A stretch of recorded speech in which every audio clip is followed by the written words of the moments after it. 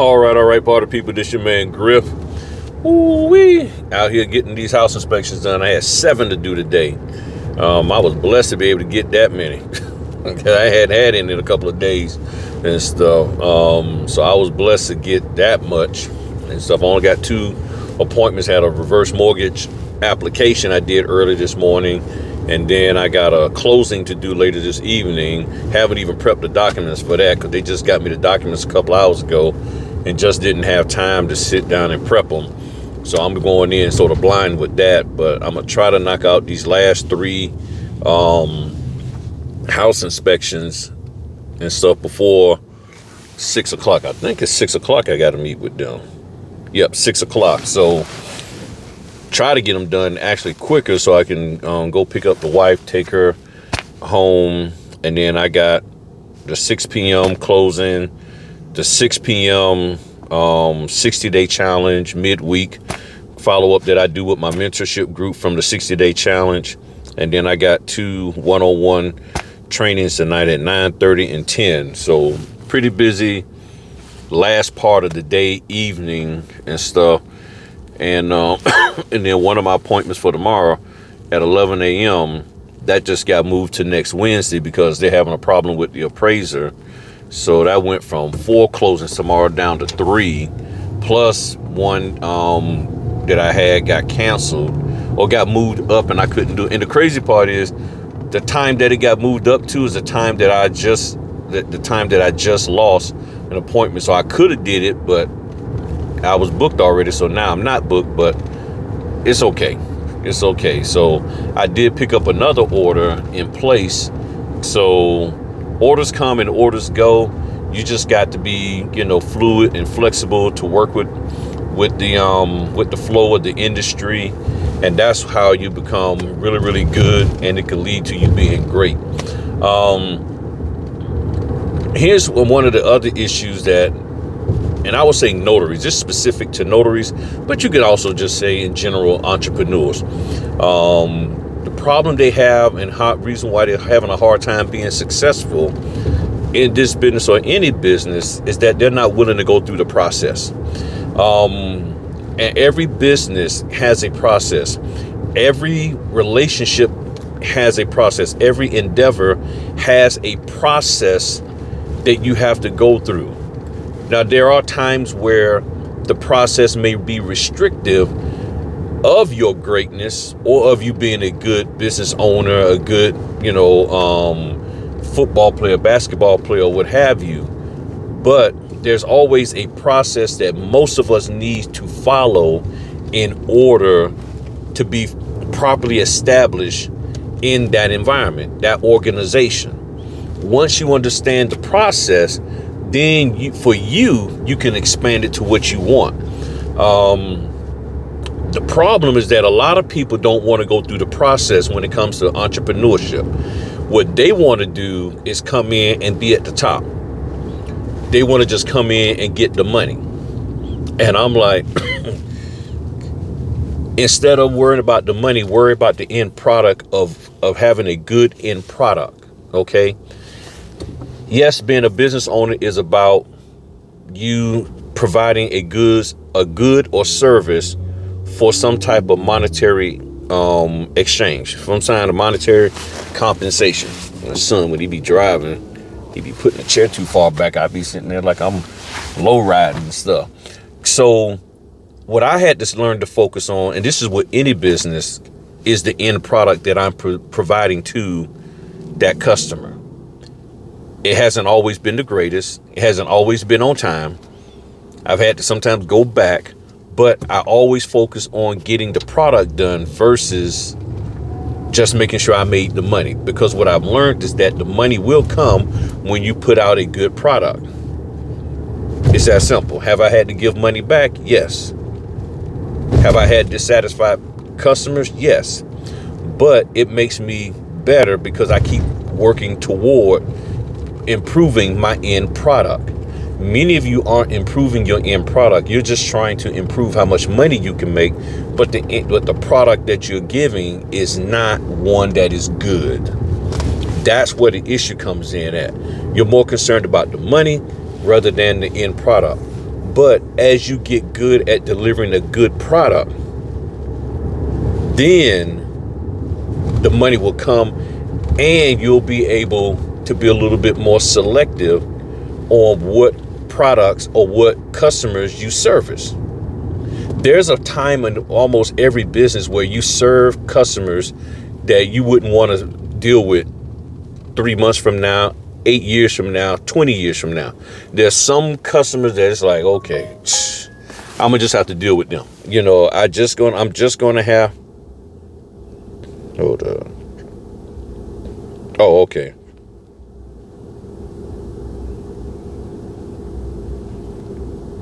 Oh, okay. Okay. That's just my web hosting company. I do website hosting also.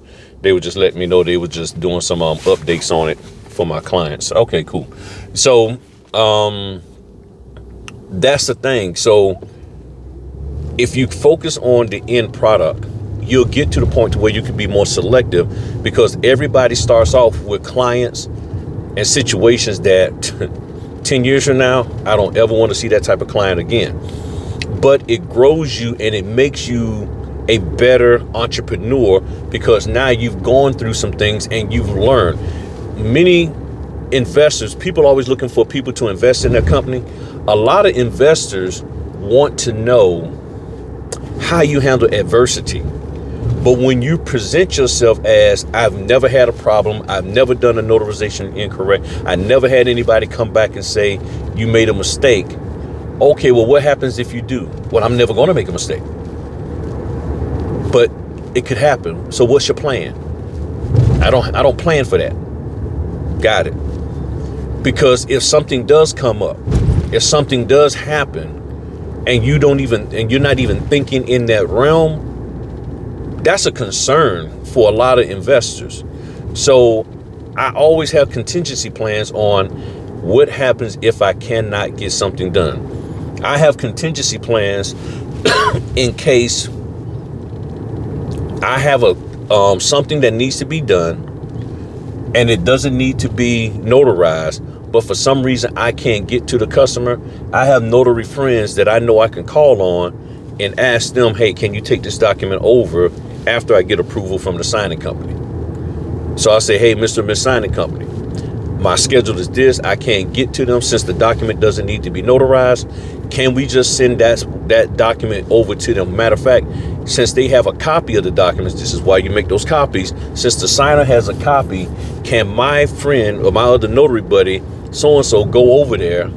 In this case, it'll be my buddy Erica or Tracy. So Erica or Tracy, can they go over there and just have them sign that document, pick it up, and get it to me so that I can ship it out? Since it doesn't need to be notarized. It's almost like doing trailing docs. And when they think about it, they're like, you know what, that's a good idea. Yeah, they can do that. And is there anything that says it has, so let's just say there's a document that does have to be notarized and it's an emergency or whatever, and something happened, they did something, and I can't go back. And there's no mistake on my part. Is there anything wrong with there being two people who notarize that document? In my opinion, no. Why? Because if I did a closing and then they made a mistake and they sent you back with the deed, guess what? It's going to be two different people who have notarized those documents. They're not going to have you redo the whole closing. So this is part of being an entrepreneur. But when you go through stuff, it sharpens you. People have a hard time being successful when they don't go through stuff and they get shocked by it. So you want everything perfect. You want the money, but you just don't want to go through anything. And that becomes an issue in and of itself. So when you haven't gotten yourself to a point to where you can handle adversity because you want everything smooth and easy, this is why me and others excel in this business, because we're willing to go out there and take a chance.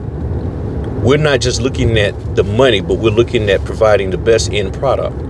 Because if I can provide a good end product that can turn into a great end product, that's going to take me from being an average notary to a good notary to a great notary.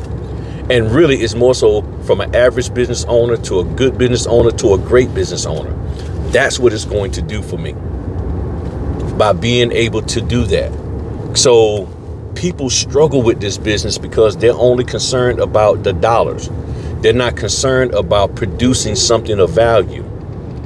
But once you produce something of value and you know you can move away from lower paying, lower level, however you want to call it, clientele, don't make the people who work with those that group of people feel bad when they're just starting out. And that's the other side of the house, is when you listen to people who like, well, I've been doing this for 3 months and all my clients pay me $200. Okay, great. That's good for you. But the clients I have right now are paying me $85. You're just dirt poor. See, that's the problem. We can't do that to people. We can't do that because that causes stress and anxiety. Why don't you teach them? Why don't you show them? Why don't you share for free how to get to that level that you did? But then the thing is, where you work at, where you live at, that might not be possible or where they live at might not be possible because where you live at, things are a little bit different. Where am I going? I got to turn left here. Okay, I got to go down here. Nope, this is the wrong. Hold on, let me check the address. This is the one thing about Groundworks. Their address stuff is jacked up. So this says 414081. I hate it when I got to drive up to people's houses to do these inspections. All right, people, let me go. But I just wanted to share that with y'all. Nope, this is the wrong house. Nope, this is not that right house. Nope, this is the wrong house. This is 4112. So it must be that one over there. All right, look at my camera. Sorry about this, y'all. I thought I was just going to have to slide up,